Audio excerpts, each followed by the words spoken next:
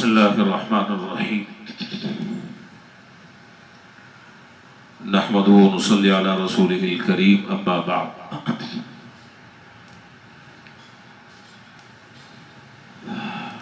कुर्बानी से मुताल्लिक़ अहकाम और मसाइल चल रहे हैं। आज जो बातें अर्ज करनी है उनमें से तीन बातें हैं। तीन में से एक का ताल्लुक़ कुर्बानी से है और दो बातों का ताल्लुक़ अशर ज़िलहिज्जा से है। ये तीनों बातों के उन्वानात हैं। कुर्बानी से मुताल्लिक़ आखिरी जो बात रह गई है, जो आज इंशाअल्लाह ख़त्म हो जाएगी। कल जिक्र किया था कुर्बानी के गोश्त की तकसीम से मुताल्लिक़ मसाइल।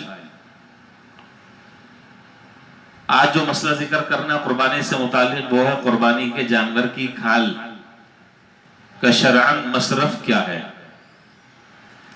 कुर्बानी के जानवर की खाल के तमाम वही अहकाम है जो जानवर के गोश्त के हैं। और ये बात पहले ज़िम्नन जिक्र कर दी थी कि कुर्बानी के जानवर की खाल को उजरत के तौर पर किसी को देना जायज नहीं है। आमतौर पर कसाई को लोग दे देते हैं और उसमें से जितनी उजरत होती है वो मिन्हा कर लेते हैं। वो किसी जमाने में ये होता था जब खाल की कीमत जो है वो 5,000 और 6,000, अब तो कीमत ही 400 रुपए। खैर, तो कोई भी ऐसा तरीका कि जिसमें किसी की उजरत के तौर पर खाल दे दी जा रही हो वो जायज नहीं। इसी तरीके से किसी मस्जिद में खाल की कीमत लगाना ये भी जायज नहीं। अच्छी तरह इस बात को समझ लें, किसी भी मस्जिद में खाल देना जायज नहीं, चाहे ये मस्जिद हो चाहे कोई और मस्जिद हो। मस्जिद में आप खाल नहीं दे सकते। ये बिल्कुल ऐसा ही है जैसे कि मस्जिद में ज़कात नहीं दे सकते। तो खाल जो है वो ज़कात के जो मुस्तहिक अफराद हैं ये खाल उनको दी जाए। बहुत सारे ऐसे इदारे हैं, रिफाई इदारे हैं जो वाक़तन 100% काम कर रहे हैं, बहुत सारे हैं, उनको दे दें। इसी तरीके से दीनी मदारिस हैं। हमारे ख्याल में सबसे बेहतरीन मसरफ जो है वो दीनी मदारिस के तलबा, जहां वो मुकीम है, पढ़ते हैं, उनके सारी जरूरियात वो मदरसा पूरी करता है। बहुत सारे मदारिस हैं, उसमें जिस आदमी का जिस इदारे से वाबस्तगी, ताल्लुक, उन पर इत्मीनान, उस पर एतमाद हो, आप वहां खुशी से दे सकते हैं। कोई आप पर जबरदस्ती शरअन नहीं है कि नहीं आप जी इमाम साहब के मदरसे में आपको देना है, ये यहाँ गोल मार्केट के मदरसे में देना है। आपकी मर्जी, जिसको चाहे 50 दीनी मदरसे हैं, जहां चाहे आप उन्हें दे दें। उस खाल के आप मालिक हैं। आप चाहें उसका मुसल्ला बना लें, उसका डोल बना लें, कोई और चीज बना लें। आप अगर इस्तेमाल करना चाहें आप इस्तेमाल कर सकते हैं, और नहीं इस्तेमाल कर सकते तो आप किसी को दे दें। लेकिन शर्त यह है कि ऐसी जगह दें कि जहां आपको मालूम हो कि वाक़तन सही मसरफ पर इन चीजों को लगाए जाने का एहतमाम होता हो। यह नहीं कि उठाया और बोझ है उतार कर दे दिया। ये तो खाल से मुताल्लिक़ बात थी। अच्छा, जहां बस औकात ऐसा होता है कि 7 आदमी मिलकर एक मुश्तरक कुर्बानी करते हैं, वहां पर आमतौर पर ये मसाइल पेश आते हैं। अब 7 आदमी, एक कहता है कि जी मैं तो यहां देना चाहता हूं, दूसरा कहता है कि मैं ये यहां देना चाहता हूं। अब 7 आदमी है, 7 आदमी की राय अलग अलग है। अब जाहिर है कि उस खाल के टुकड़े तो 7 किए नहीं जा सकते, तो बेकार हो जाएंगे। क्या करेंगे? तो उसमें तरीका यही है कि भाई किसी एक पर इत्तेफाक हो जाए, और जिस सूरत पर इत्तेफाक राय हो जाए बस वहीं पर आप दे दें, बाहमी रजामंदी से और बाहमी मुशावरत से। ये तो कुर्बानी की खाल से मुताल्लिक़ जरूरी बात थी। अब आ जाए 2 मसले और हैं जो अशर ज़िलहिज्जा से मुताल्लिक़ हैं, और दोनों मसले कल आने वाले दिन से मुताल्लिक़ हैं इंशाअल्लाह। कल 9 ज़िलहिज्जा, और 9 ज़िलहिज्जा को आपको मालूम है कि तकबीरात तशरीक़ पढ़ी जाती हैं। इस तकबीरात तशरीक़ का पस मंजर क्या है वो मैं मुख्तसर से आपको मैं बता दूंगा, फिर उसके बाद उससे मुताल्लिक़ जो मसाइल हैं वो मैं जिक्र कर दूंगा। तशरीक़ असल में गोश्त को जो सुखाने का عمل ہوتا ہے. پہلے زمانے میں فریزر نہیں ہوا کرتے تھے, لوگ گوشت کو دھوپ میں سکھاتے تھے, اس عمل کو تشریق اللحم کہا جاتا تھا, تشریق اللحم, اور اسی سے ہے تکبیرات تشریق یا ایام تشریق, اسی لفظ سے یہ لفظ نکلا ہے. یہ تکبیرات تشریق شروع کیسے ہوئی, اس کا پس منظر کیا ہے, بہت مختصر سی بات اختصار کے ساتھ میں ذکر کر رہا ہوں. حضرت ابراہیم علیہ السلام نے جب خواب دیکھا تھا کہ وہ اپنے بیٹے حضرت اسماعیل علیہ السلام کو ذبح کر رہے ہیں, تو آپ نے ان سے رائے لی کہ بھئی تمہاری کیا رائے ہے. تو جواب دیا کہ یا ابت فعل ما تؤمر, اے ابا جس چیز کا آپ کو حکم دیا گیا آپ وہ کر گزریے. جب اللہ تعالیٰ کا حکم آپ کو دے دیا گیا تو میں کون ہوں مشورہ دینے والا, مجھ سے آپ کیا رائے لے رہے ہیں. اللہ کا حکم تمام احکامات پر مقدم ہے, آپ کر گزریے. ستجدنی انشاءاللہ من الصابرین, آپ مجھے جو ہے وہ صبر کرنے والوں میں سے پائیں گے. ان آیات کی اس وقت تفسیر مقصود نہیں ہے, اس کی تفسیر اس وقت بیان نہیں کرنی.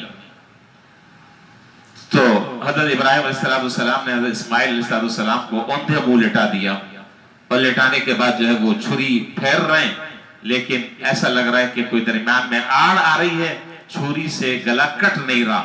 اللہ تبارک و تعالیٰ نے تفسیری روایات میں اللہ تعالیٰ نے ایک پیتل کا ٹکڑا جو ہے وہ چھری کے نیچے رکھ دیا, چھری چلا رہے, چھری چل نہیں رہی. جواب آیا کہ قد صدقت الرؤیا انا كذلك نجزي المحسنین. اے ابراہیم, نہ اسماعیل کو ذبح کروانا مقصود تھا, نہ اسماعیل کو ذبح کرنا مقصود تھا, نہ آپ سے ذبح کروانا مقصود تھا. مقصد تو آپ کی ابتلاء اور آزمائش تھی کہ ہمارے حکم کے سامنے آپ کتنا ہمارے حکم کی تعمیل میں کتنی جلدی کرتے ہیں.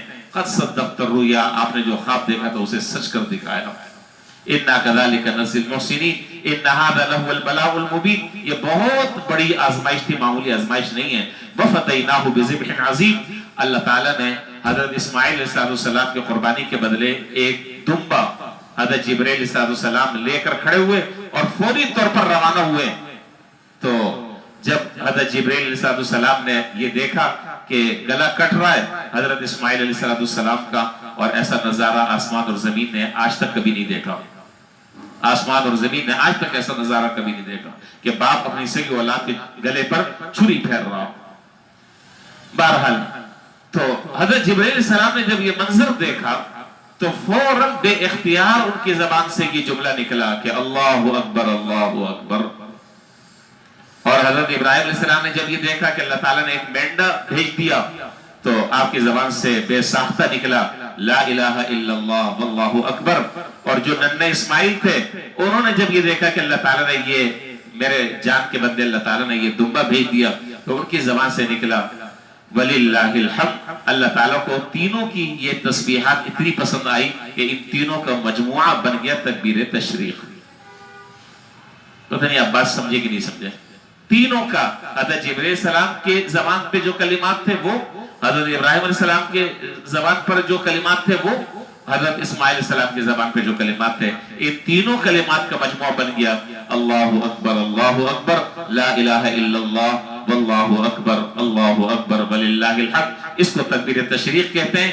یہ ترانہ اللہ تعالیٰ کو اتنا پسند آیا, اتنا پسند آیا, قیامت تک کے لیے اللہ تعالیٰ نے اس کو واجب کر دیا. قیامت تک کے لیے اللہ تعالیٰ نے واجب کر دیا. جب قربانی آئے گی, جب یہ موسم آئے گا, جب عشر ذی الحجہ شروع ہوگا, ہم ہوں گے نہیں ہوں گے, جب 9 تاریخ آئے گی تو 9 تاریخ سے لے کر 9 کی فجر سے لے کر 13 ذی الحجہ کی عصر کی نماز تک ہر نماز کے بعد ایک مرتبہ تکبیر تشریق پڑھنا واجب ہے. یہ ہے ان تکبیرات کا پس منظر. اس میں اللہ تعالیٰ کی تحمید ہے, تقدیس ہے, اللہ کی بڑائی ہے, اللہ کی عظمت ہے, کبریائی ہے, بہت کچھ ہے. اس کے اندر بڑی حکمتیں ان الفاظ میں پھر کبھی موقع ہوا تو انشاءاللہ میں ذکر کروں گا. تو یہ تکبیرات تشریق جو ہے وہ کس کے اوپر واجب ہے, کس کے لیے پڑھنا ضروری ہے؟ ہر مرد عورت, چاہے وہ انفرادی نماز پڑھ رہا ہو, جماعت سے نماز پڑھ رہا ہو, وہ مسبوق ہو, وہ مدرک ہو, وہ لاحق ہو, وہ کوئی بھی ہو, مرد ہو, عورت ہو, جماعت سے پڑھ رہا ہے, بغیر جماعت کے پڑھ رہا ہے, مقیم ہے, مسافر ہے, ہر فرد نماز کے بعد درمیانی آواز سے ایک مرتبہ یہ تکبیرات پڑھنی ہے. لا الہ الا اللہ واللہ اکبر وللہ الحمد. یہ تکبیرات تشریق گھر میں عورتیں بھی پڑھیں گی اور مسجد میں مرد بھی پڑھیں گے، اور یہ انشاءاللہ اللہ نے چاہا تو کل سے یہ تکبیرات شروع ہوں گی فجر کی نماز سے اور ختم ہوں گی 13 ذی الحجہ کی عصر کی نماز کے بعد۔ یہ بات بھی کلیئر ہو گئی۔ جمعے کی نماز کے بعد بھی تکبیر تشریق پڑھنا ہے، جمعے کی نماز جیسے ختم ہو فرض نماز اس وقت بھی پڑھنی ہے۔ عید کی نماز انشاءاللہ ہوگی جب سلام پھیریں گے اس وقت بھی یہ تکبیرات پڑھنی ہے۔ یہ تو مسئلہ تھا تکبیرات تشریق سے متعلق۔ اس ذی الحجہ کا آخری ایک عمل ہے جو کل ہے، وہ بھی کل ہے، وہ ہے یوم عرفہ کا روزہ۔ 9 تاریخ ہمارا یوم عرفہ جو ہے وہ کل ہے۔ اس کی کوئی خاص عبادت شریعت میں مشروع نہیں ہے۔ کوشش کرنی چاہیے کہ ایک دن کم سے کم گناہوں سے آدمی اپنے آپ کو بچائے، 5 نمازیں تکبیر اولیٰ کے ساتھ پڑھنے کا اہتمام کرے، جتنا وقت مل جائے قرآن کریم کی تلاوت کا اہتمام کرے، چلتے پھرتے تسبیحات ہیں، مختلف مسنون اذکار ہیں، ان مسنون اذکار کو آدمی پڑھے اور یہ زیادہ سے زیادہ عبادت میں یہ وقت گزارنا چاہیے۔ ویسے تو یکم ذی الحجہ سے لے کر 8 ذی الحجہ تک کے بہت سارے لوگ ایسے ہوں گے اللہ کے نیک بندے جو روزانہ روزہ رکھ رہے ہوں گے الحمدللہ، اور اگر کسی نے ابھی تک روزہ نہیں رکھا تو کل یوم عرفہ کا روزہ ہے۔ اس روزے کے بارے میں حدیث میں ہے کہ اللہ تعالیٰ اس روزہ رکھنے والے کے 2 سال کے گناہوں کو معاف فرما دیتے ہیں، 1 سال اگلے اور 1 سال پچھلے۔ تو اگر کسی نے اب تک نہیں رکھا تو کم سے کم 1 روزہ رکھ لے، اور یہ کل آخری روزہ ہے۔ اور موسم بھی دیکھیں ماشاءاللہ کتنا خوشگوار ہے، نہ دھوپ ہے نہ گرمی ہے، تو یہ روزہ رکھنا آسان ہے۔ اس لیے ہر آدمی کو اس بات کا اہتمام کرنا چاہیے کہ یہ نفلی روزہ کم سے کم ضائع نہ ہو، اس کو ہم رکھنے کا اہتمام کریں۔ یہ مختصر سی 3 باتیں تھی جو میں نے آج ذکر کی۔